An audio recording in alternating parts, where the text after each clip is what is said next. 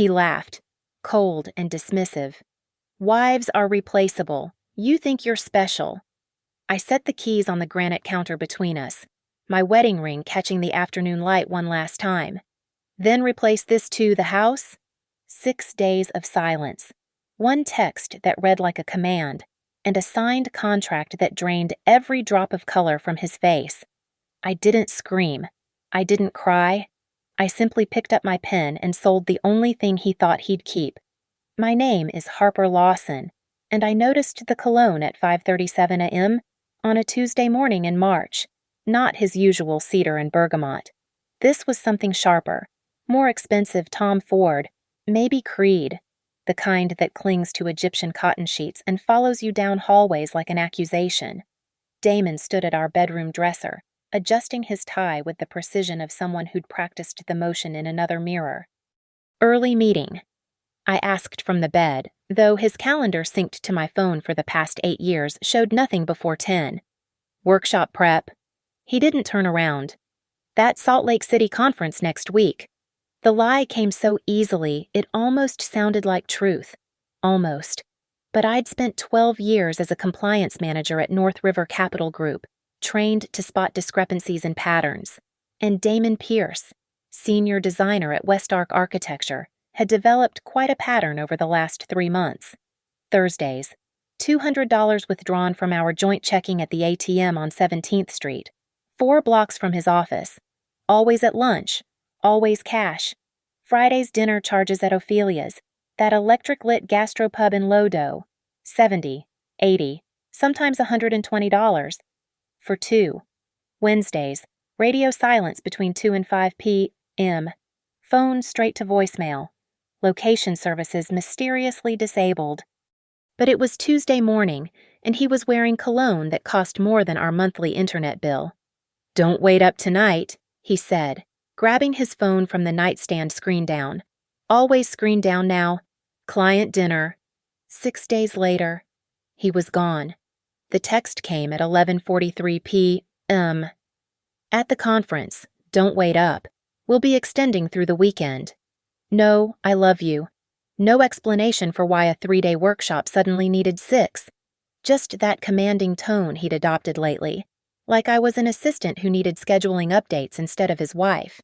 Our house, my house, technically, inherited from my Aunt Claire 2 years before we married, sat silent in Denver's Berkeley neighborhood, a 2-bedroom craftsman with original hardwood floors and morning light that used to make breakfast feel like a sacrament. Now it felt like evidence. I pulled up Westark's website on my laptop. Their upcoming events page listed 3 workshops for the Quarter Dallas in April, Phoenix in May, nothing in Salt Lake City, nothing at all. My fingers hovered over my phone. The old Harper would have called, would have demanded answers, would have driven to Utah if necessary. But the old Harper hadn't spent 3 months documenting ATM withdrawals and restaurant receipts. The old Harper still believed that marriage meant something when you'd built it on truth. Instead, I opened a new spreadsheet, column A date, column B transaction, column C amount, column D verification status. The numbers never lie. In compliance, we had a saying, documentation beats conversation. Every claim needs support. Every irregularity needs investigation. Every pattern tells a story if you're willing to read it. By 2 a.m., I had 3 months of our financial history color-coded and categorized. The Thursday cash withdrawals, 17 instances, $3,400 total.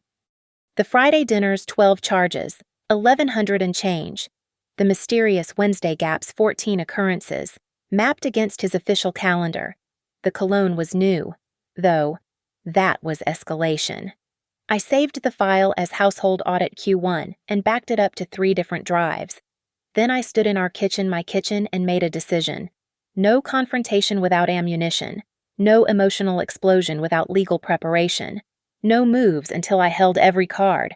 Because if 8 years of marriage had taught me anything, it was this Damon Pierce played to win. He'd negotiated our prenup like a business merger, insisted on joint accounts like a trust exercise, put his name on renovation receipts for my inherited house like he was building equity in more than just property. but he'd forgotten one crucial detail. The deed was still in my name alone. The law offices of Quinn and Associates occupied the 19th floor of a glass tower on 17th Street, all clean lines and leather chairs that probably cost more than my monthly mortgage. Mara Quinn didn't believe in soft lighting or soft landings. Her office blazed with morning sun that made you squint if you looked directly at her, which was exactly the point. "Stop!" She held up one manicured hand before I could finish explaining about the cologne. "First question whose name is on the deed. Mine. Inherited before marriage. Bank accounts. 3 joint, 1 personal each. Current balance in yours. 4,000, give or take." She leaned back, studying me like I was a contract full of loopholes. Mara Quinn was 55, divorced twice, and had reportedly taken her second ex-husband for everything including his vintage Porsche collection. The kind of lawyer other lawyers hired when they got divorced. "Harper, I'm going to tell you something, and I need you to listen." She pulled out a legal pad, drew 2 columns. Column A is what you want to do. Confront him, demand answers, maybe throw his clothes on the lawn. Column B is what you're going to do. Document everything, say nothing, and position yourself to win. I've already started a spreadsheet. Burn it. She slid a folder across her desk. Not literally, but stop thinking like a compliance manager and start thinking like someone preparing for war. Here's your actual checklist. The list was typed, laminated, and terrifyingly specific phone records from carrier. Not just bills, GPS data included, credit card statements, all accounts, 18 months minimum, screenshots of any suspicious texts, emails, social media time-stamped, separate checking account, different bank, paperless statements only, inventory of valuable personal property with photos and receipts, change passwords on everything. No confrontation until filing is ready. "The house is yours free and clear," Mara asked. "Yes, but he's paid for renovations, some utilities. Gifts to the marriage. Document them, but they don't give him ownership." She pulled out another form. "Colorado is equitable distribution, not community property. That house stays yours if we play this right. What about the joint accounts? You can't empty them, that's dissipation, but you can stop contributing. Redirect your paycheck to the new account immediately. Let him explain where the Thursday cash withdrawals went." She was already typing something on her computer, fingers flying. "I'm sending you to Colton Reyes, private investigator, former Denver PD, specializes in infidelity cases. Very thorough, very discreet, admissible in court. I don't even know for certain. The cologne knows. The cash withdrawals know. The Wednesday disappearances know." She printed something, handed it to me. "This is a retainer agreement. Sign it when you're ready, but sign it before you do anything else. Colorado requires 91 days minimum for divorce proceedings. We file on grounds of irretrievable breakdown, no fault, less messy. But if he's dissipating marital assets on an affair, that affects the settlement." I stared at the paper. This feels so calculated. Good. Calculated beats emotional every time. She stood, walked to her window overlooking downtown. "You know what I see when women come in here smart? Successful women who got emotional at the wrong moment. They confronted too early, posted on Facebook, drained the accounts in anger. Then they spend 2 years in court trying to undo one bad day. So I just pretend while he's in Salt Lake City doing God knows what, while he's allegedly in Salt Lake City." She turned back to me. "And yes, you pretend. You smile when he comes home. You make dinner. You document every receipt he produces, every story he tells, every hour he can't account for. Build your case like you'd build a compliance report with evidence that would hold up to federal scrutiny." I signed the retainer.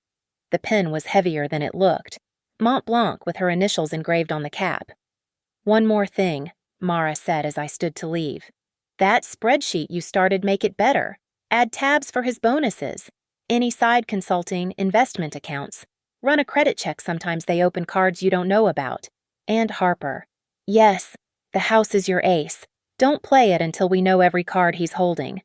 That afternoon, I opened a new account at First Bank, 6 blocks from my office.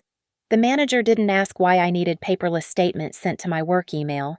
Maybe she saw the wedding ring I was still wearing, the careful way I filled out the signature card with just my maiden name, Harper Lawson, not Harper Pierce. Never Harper Pierce on anything that mattered. Colton Reyes didn't look like a private investigator. No trench coat, no cigarette dangling from weathered lips. Just a guy in his early 40s with a Marine's tattoo peeking out from under a polo shirt and the kind of patient eyes that had probably seen worse than suburban infidelity. 2 weeks, he said, sliding a manila envelope across his desk. That's all it took. The first photo stopped my breath. Damon and a woman tall, auburn hair, designer handbag that matched her heels standing outside a cabin in Evergreen, his hand on her lower back. That familiar gesture I'd once thought belonged to me. Timestamp 2:13 p.m., Wednesday, March 15th. Tessa Vaughn, Colton said. Project manager at West Ark. Started there 14 months ago. The next photo, them kissing beside Damon's Audi. Not a goodbye peck. The kind of kiss that suggested practice, familiarity, ownership. Timestamp 4:47 p.m. Same day. The cabin's a rental. Pine Grove Retreats, Unit 12. He pulled out a receipt. Booked under his name, paid with your joint visa, 3 separate bookings over the last 6 weeks. Always Wednesdays.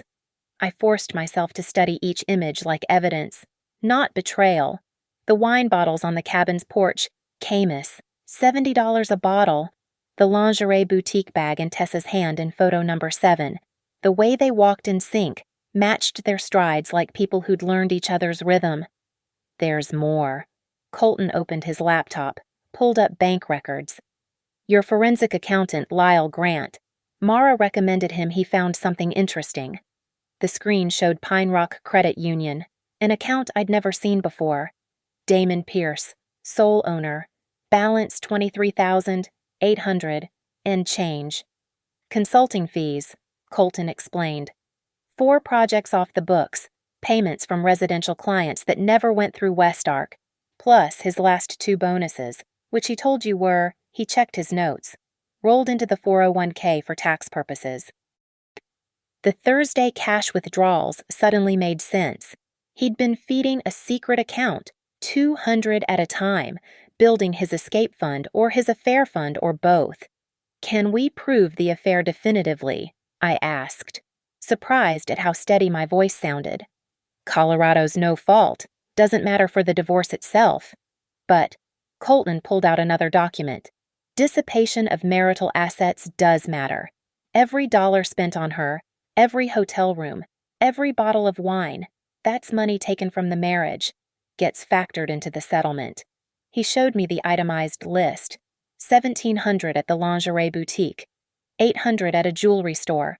I recognized the one where he'd bought my anniversary earrings last year. $2,400 in cabin rentals, restaurant receipts, concert tickets, a weekend in Aspen I'd thought was a client retreat. Total documented dissipation $18,400, plus the hidden account. How did he think I wouldn't notice? Colton shrugged. They always think they're smarter than they are. He probably figured you trust him. You're busy with work. You don't check the statements carefully. Most people don't until it's too late. But I wasn't most people.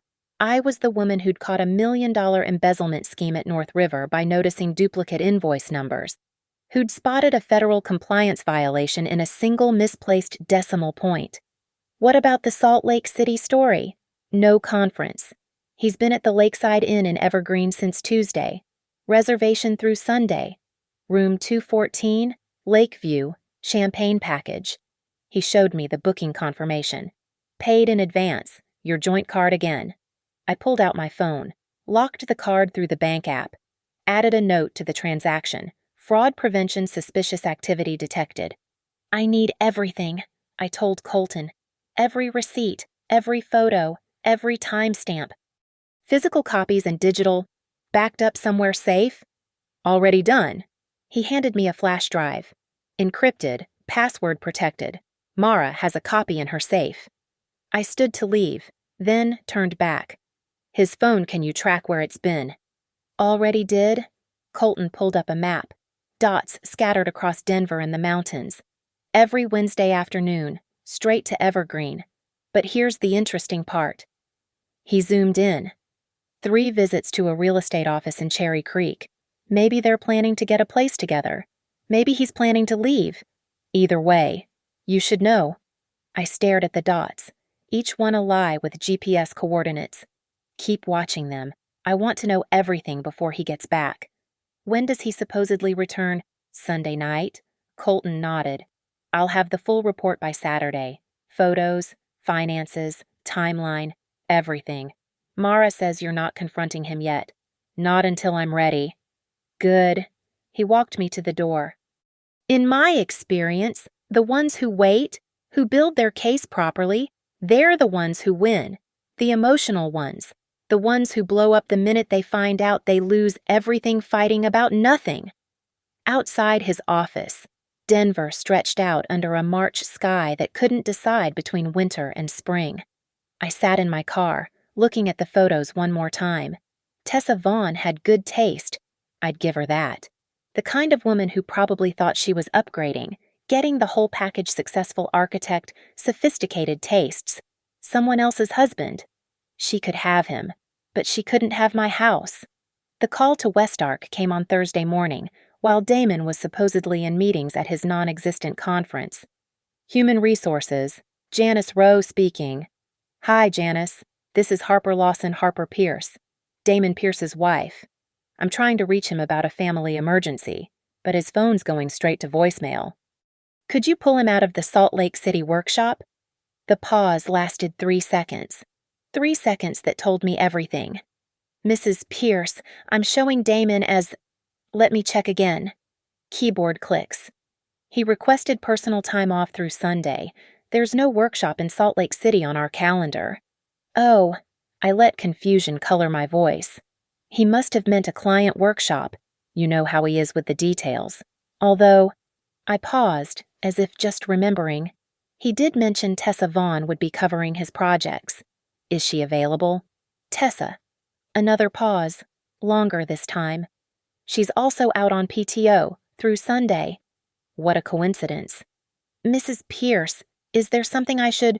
No, nothing urgent. I'll try his phone again. Thank you. Janice.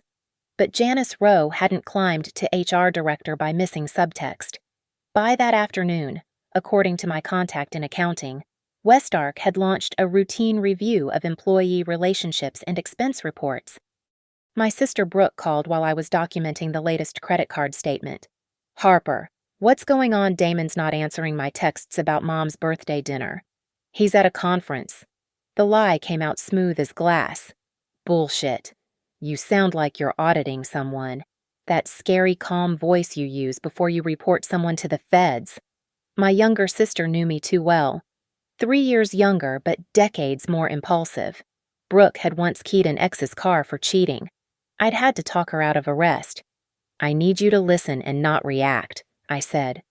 Damon's having an affair. The silence stretched. Then, I'm coming over, with wine, and a crowbar. No crowbar, and no wine. I need to stay sharp. Harper, you can't just... We need to destroy him. Post everything online. Call his mother. She loves you more than him anyway. No. I pulled up another spreadsheet. We do this legally, quietly, thoroughly. That's not satisfying at all. It will be when I'm done. She showed up anyway. 40 minutes later, with Thai food instead of wine and a flash drive labeled nuclear option. What's this? Every embarrassing photo from the last 8 years, including that one from his company party where he tried to do the worm and split his pants. Just in case you need it. This isn't about humiliation. Brooke. Then what's it about? I showed her the photos from Colton. Her face went from shock to rage to something colder. The house. Still mine. The money. Working on it. She studied the image of Tessa Vaughn. She's pretty. Irrelevant. Younger. Also irrelevant. Are you really this calm? I looked at my sister. Really looked at her. I spent 3 months thinking I was going crazy, questioning every instinct, every observation. Now I have proof I was right. The cologne, the withdrawals, the Wednesday gaps. I'm not crazy. I'm just married to a liar. When does he get back? Sunday. What's the plan? Mara files the papers Monday. I want everything ready before he walks through that door. When he tries to explain, gaslight. Beg whatever he does, I'll have evidence for every lie he tells. Brooke's phone buzzed. She checked it, then showed me the screen. A text from our mutual friend at Westark. Holy shit, Damon just got pulled from the library project. Tessa, too. Something about an ethics violation. Word traveled fast in Denver's architecture community. By tomorrow, half the city would know. By Monday, when he returned to find his keycards deactivated and a meeting with HR, his carefully constructed image would be cracking at the foundation. You did this, Brooke said, something like awe in her voice. I made one phone call asking for my husband. Everything else, they did to themselves. That night, I sat in my empty house, and updated my documentation. Westark's employee handbook, downloaded from Damon's home computer, was explicit relationships between supervisors and subordinates required disclosure. Failure to disclose was grounds for termination. He'd risked his job, his reputation, his marriage. For what Wednesday afternoons in a mountain cabin? My phone lit up with a text from an unknown number. I almost deleted it. Then saw the preview. You don't know me, but I think we should talk. T. Vaughn. I screenshot it, saved it to 3 locations, and turned off my phone.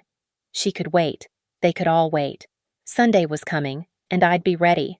Sunday arrived wrapped in Denver spring snow, unexpected and pristine. Damon's Audi pulled into our driveway at 6:43 p.m., 3 hours later than promised. I watched from the kitchen window as he sat in the car for a full minute, probably crafting whatever story he'd prepared. The front door opened with his usual confidence, key turning, feet stamping on the mat, the casual whistle that meant he thought everything was fine. Harper. Sorry I'm late. Traffic from Salt Lake was brutal. I stayed at the kitchen island, hands wrapped around a cup of tea I'd let go cold. He appeared in the doorway, still in his weekend casual wear, the kind that cost $300 to look effortless.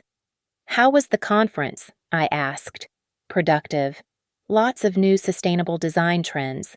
You'd have been bored. He moved to kiss my cheek. I let him. His cologne was back to the familiar cedar and bergamot. What's for dinner? I already ate. That stopped him. 8 years of Sunday dinners together, and I'd broken pattern. You okay? He opened the fridge, pulled out a beer. You seem tense. Just thinking. About how wives are replaceable. The beer bottle paused halfway to his lips. Why, what? You said it yourself, didn't you? Maybe not in those words, but that's the message.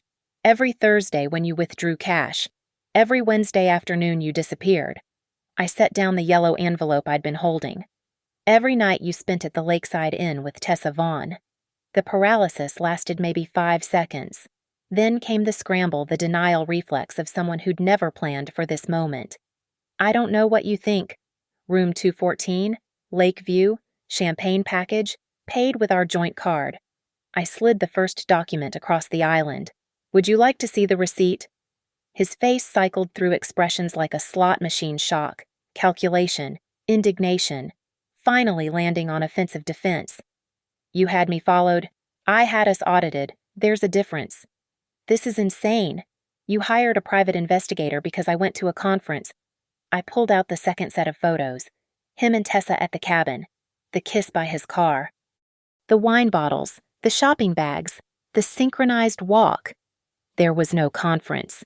Damon. He stared at the images, and I watched him shift strategies in real time. The deny phase was over. Now came minimize and blame. It's not what it looks like. It looks like adultery. It's just we've been having problems.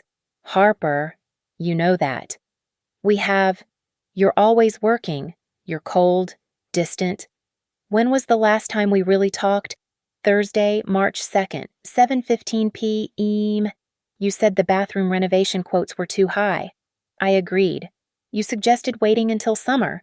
I said that made sense. I pulled out my phone, showed him my calendar. Would you like me to continue? I document everything. Remember. He slammed the beer down. This is exactly what I mean. You treat our marriage like a compliance review. Where's the passion? The spontaneity? In Unit 12 at Pine Grove Retreats, apparently. At least Tessa appreciates me. Sees my vision, my creativity, your money. I placed the Pine Rock Credit Union statements on the counter. $23,000. Hidden. Were you planning to leave or just maintaining options? The color drained from his face. How did you? Forensic accounting. It's amazing what you can find when you look. He tried one more angle, the one they always try. This doesn't have to end us. We can work through this. Counseling, therapy. No. Harper, please. One mistake. 6 weeks of mistakes. $18,000 of mistakes. Every Wednesday afternoon of mistakes. The house I invested in, this house, the kitchen, the bathroom. Gifts to the marriage. Check with your lawyer. Oh, wait. I pulled out the final document. You'll need one first. I filed Monday. Papers will be served at your office tomorrow. Mara Quinn says hello, by the way. That's when the mask finally slipped completely. The sophisticated architect, the charming husband, the wounded party, all of it fell away, leaving just an angry man who'd been outplayed. You cold bitch. You probably planned this whole thing. Set me up. I documented. You cheated. There's a difference. I'll fight you on everything. The house. The accounts. Please do. West Ark's ethics board will love hearing about it during your termination hearing. His jaw dropped. What did you do? Made a phone call. Asked for my husband at his conference. Funny how HR gets interested when senior designers take secret trips with project managers. He stepped toward me, rage building. You destroyed my career. You destroyed it. I just reported it accurately. I'll make your life hell. You already did. For 3 months. You made me think I was paranoid, crazy, imagining things. I stood, matching his stance. But I wasn't. Was I? Every instinct was right. Every suspicion, valid. Every single gut feeling that something was wrong confirmed. He deflated then, the fight leaving as quickly as it had come. Where am I supposed to go? Not my problem. You have 60 minutes to pack what you need. The locks change at 8. You can't just... I can. My house. My rules. Your belongings will be in the garage, boxed and labeled.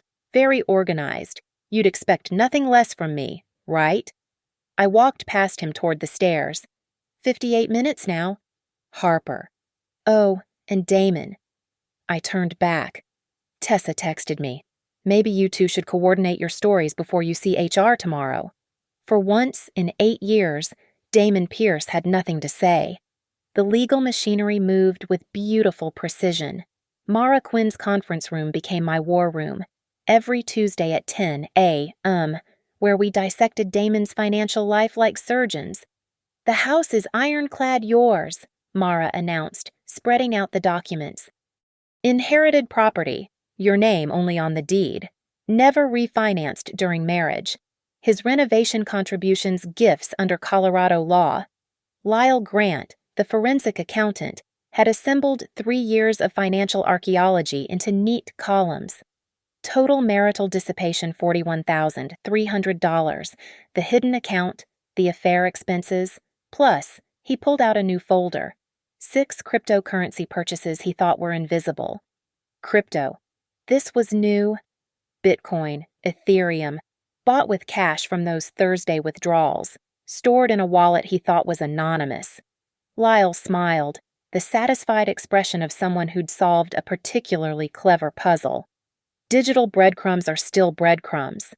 Damon's lawyer, a downtown shark named Bradley Morse, had sent his first settlement proposal.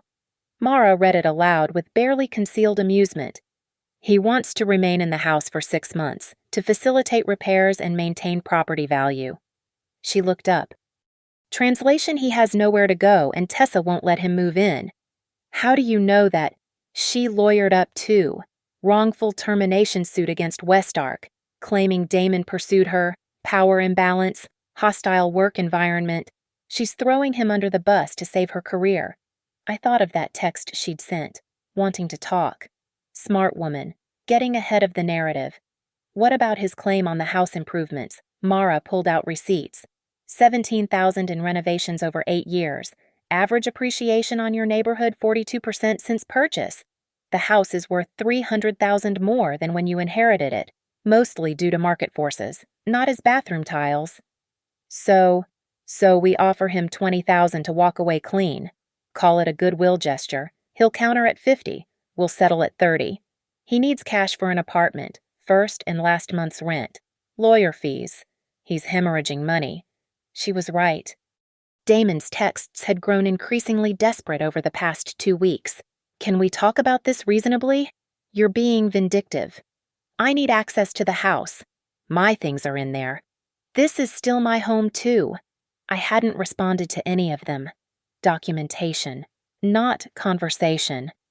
There's something else, Lyle said, pulling out his laptop.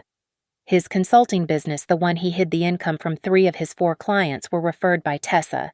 She was getting a cut, 15% finder's fee. They were partners, in more ways than one. But here's the interesting part, those clients. They're pulling out. Nobody wants an architect under ethics review. His off-books income just dried up. Mara leaned back, calculating. So he's lost his job, his side business. His mistress turned litigation opponent, and he's living in an extended-stay hotel at $150 a night. How long until he breaks? 2 weeks, Lyle predicted. 3 max. He lasted 10 days. The call came through Mara's office. Damon wanted to settle, would accept $30,000 for any claim on the house, wanted his personal items from the garage, and this was the pathetic part, needed the settlement fast. He's relocating, Bradley Morse explained over speakerphone. Phoenix, fresh start. Running from the Denver architecture community gossip, Mara asked sweetly, moving forward with new opportunities. After we hung up, Mara poured herself coffee from a silver carafe. You won. I protected what was mine. Same thing. She pulled out the settlement draft. We'll add a clause, no claims, no future contact, no social media mentions, complete severance. What about the joint accounts? Split what's left after the dissipation offset. You'll come out about $15,000 ahead. I signed where she indicated, my signature steady and sure. Harper Lawson. Just Harper Lawson. The meeting's set for Friday, Mara said. You don't have to attend. I can handle the signatures. No, I'll be there. She studied me. You want to see his face. I want to see the end. That night, I walked through my house, and felt the space differently. No longer checking for signs of deception. No longer documenting disturbances. Just rooms that belonged to me. Filled with light I didn't have to share with shadows. My phone buzzed. Brooke. Heard from my Westark friend. Damon's official termination letter cited violation of company ethics policy and misuse of company resources. Tessa got reassigned to the Seattle office. So she'd survived after all. Threw him under the bus and drove it herself to safety. I almost admired the strategy. Another text, this one from a number I recognized as Damon's mother. Harper, I heard. I'm sorry. You deserved better. The house should stay with you. It was always more yours than his anyway. Even his mother was choosing sides, and it wasn't his.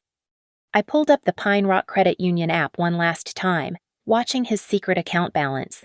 3 days ago, $23,000. Today, $4,000 and change. Moving expenses, hotel bills, lawyer retainer. The money was evaporating like Wednesday afternoon alibis. By Friday, there would be nothing left but paperwork and the echo of his favorite phrase, wives are replaceable. He was right, in a way. Wives were replaceable. But houses inherited houses, documented houses, houses titled in maiden names, those were forever. Friday arrived crisp and bright, the kind of Denver morning that made the mountains look painted against the sky. The young couple stood in my kitchen, our kitchen. Damon would have corrected once running their hands over the granite countertops with barely contained excitement. The inspection was perfect, the woman said. Her name was Sarah, a pediatric nurse at Children's Hospital. Her husband, Marcus, taught high school history. "We can close in 2 weeks if that works." "That works perfectly." They'd already put down earnest money, $50,000 over asking because Denver's market waited for no one, and a craftsman in Berkeley with original hardwood floors was gold. The irony wasn't lost on me. Damon's renovations had increased the value just enough to make this devastating. My phone buzzed. Text from Mara. "He's here. Conference room B." "I need to handle something," I told the couple. "My agent will finish the walkthrough." The drive to Mara's office took 12 minutes. I'd timed it yesterday, planned the route, chosen my clothes black suit, the one I wore to federal depositions, the one that made me look like someone who didn't negotiate. Only one. Damon sat at the far end of the conference table, Bradley Morse beside him with papers spread out like tarot cards predicting financial futures. He'd lost weight, his designer shirt hanging loose at the shoulders. The cologne was different again, cheaper, something from a department store.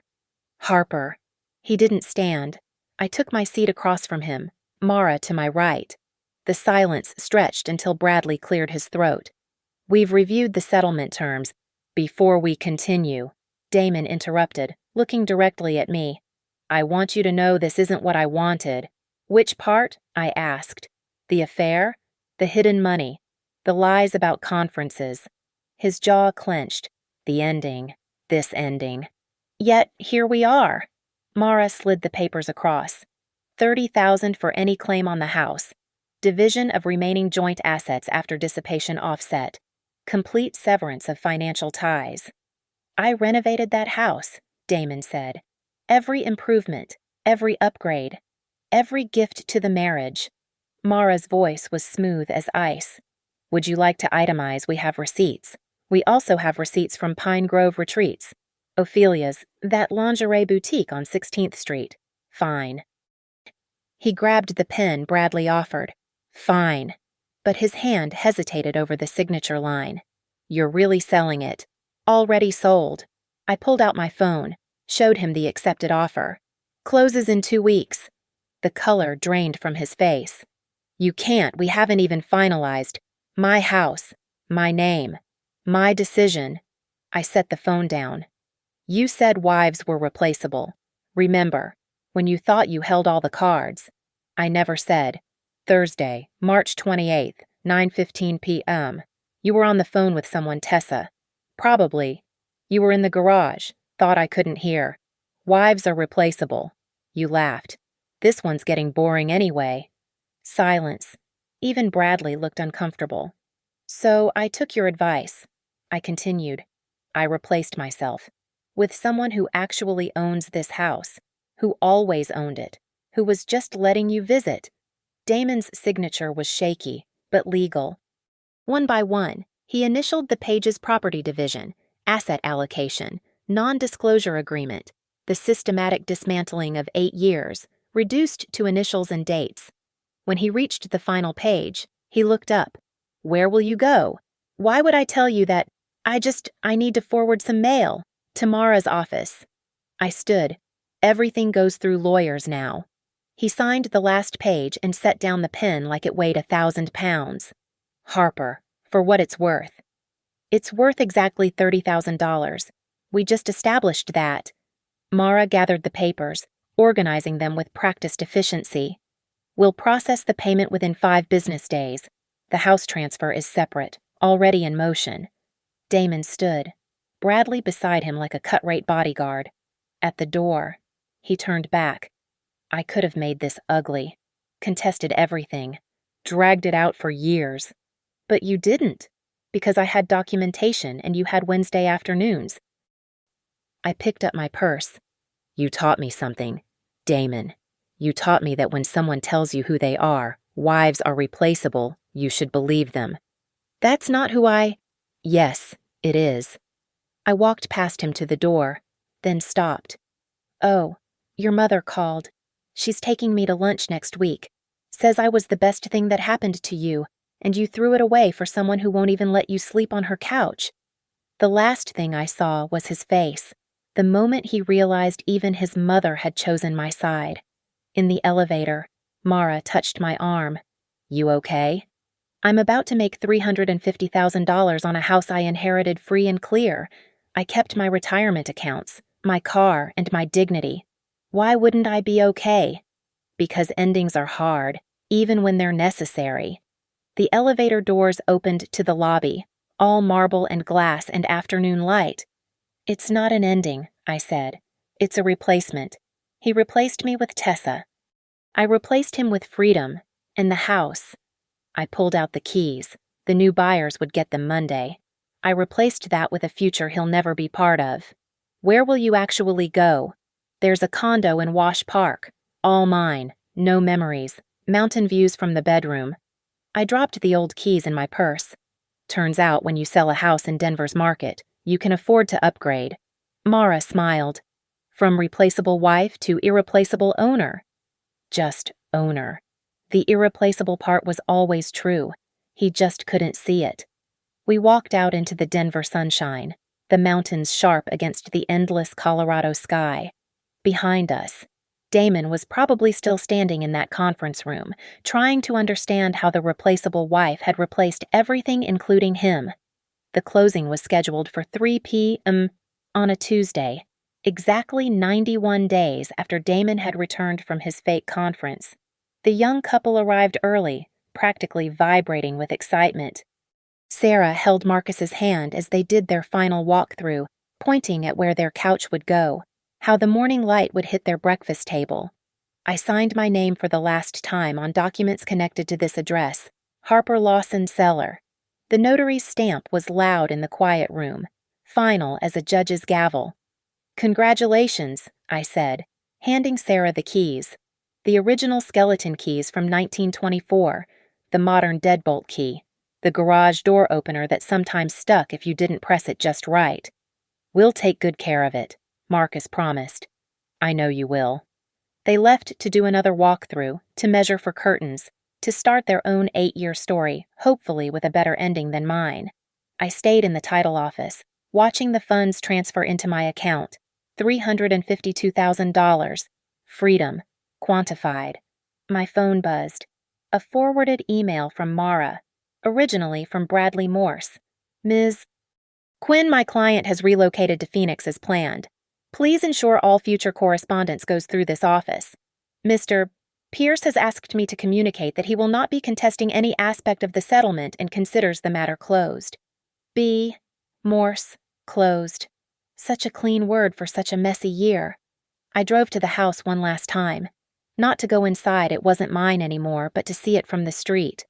The Craftsman sat solid and unchanged, its deep eaves and tapered columns the same as when Aunt Claire had left it to me, the same as when I'd brought Damon here for the first time, watched him calculate its value even as he kissed me on the porch. The locksmith van was already there. Sarah stood on the porch, directing them. Smart woman, changing the locks immediately. You never knew who might have kept a copy. My new condo was 16 blocks south, top floor of a restored 1930s building with Art Deco details and a doorman who called me Ms. Lawson without being corrected. The space was smaller but entirely mine, one bedroom, one office, one perfect view of the mountains turning pink in the afternoon light. I'd hung exactly 3 things on the walls, my compliance certifications, a photo of Aunt Claire, and the notarized deed transfer from the house sale. That last one might have been petty, but I preferred to think of it as thorough documentation. My laptop sat open on the kitchen counter. The final Excel spreadsheet pulled up divorce settlement, final accounting house sale profit, $352,000 settlement from Damon, $30,000 retained personal assets, $47,000 legal fees, $15,000 PI and forensic accounting, $8,000 net gain, $406,000, but the real value wasn't in the numbers. It was in the absence of Thursday mysteries, Wednesday disappearances, morning cologne that didn't belong to me. It was in the silence that wasn't suspicious, just peaceful. My phone rang. Brooke. You see this? She was laughing. Someone posted in the Denver Architecture Facebook group asking for recommendations, and someone else commented, anyone but Damon Pierce, unless you want your project manager too. That's cruel. That's consequences. After she hung up, I stood at my window, watching the sun set over the city. Somewhere in Phoenix, Damon was probably in a beige apartment, trying to rebuild his reputation in a city that didn't know him yet. Somewhere in Seattle, Tessa was learning that being the other woman only led to being another woman alone. And here in Denver, in a condo no one could take from me. I poured a glass of wine that cost exactly what I wanted to spend on it. The doorbell rang. The doorman's voice crackled through the intercom. Ms. Lawson, there's a delivery for you. It was a plant, enormous and green, with a card. For your new beginning, Claire would be proud. Love, Mom and Dad and Brooke. I set it by the window where it would catch the morning sun. Tomorrow, I'd go to work, review contracts, ensure compliance, document everything that mattered. But tonight, I sat in my own space, with my own name, and my own future spread out like the city lights below. Damon had been right about one thing: wives were replaceable, but he'd been wrong about everything else. I wasn't the one who'd been replaced. I was the one who'd done the replacing, traded a liar for the truth, a shared house for my own home, 8 years of diminishing returns for unlimited potential. I pulled the deed transfer from the wall, looked at it one more time. The signatures, the notary seal, the beautiful finality of Harper Lawson, seller. Then I put it away in a filing cabinet, properly labeled, thoroughly documented, because in the end, I didn't scream, I didn't cry, I didn't beg or rage or break things in the yard. I just signed on the right line, and that was enough. Thank you so much for listening to my story. I'd love to know where you're listening from. Drop a comment below and let's connect. If this story resonated with you, please subscribe to the channel and share your thoughts. Have you ever had to stand up for yourself when someone underestimated you? I'd love to hear your experiences. Until next time, remember, the best revenge is a well-documented legal strategy.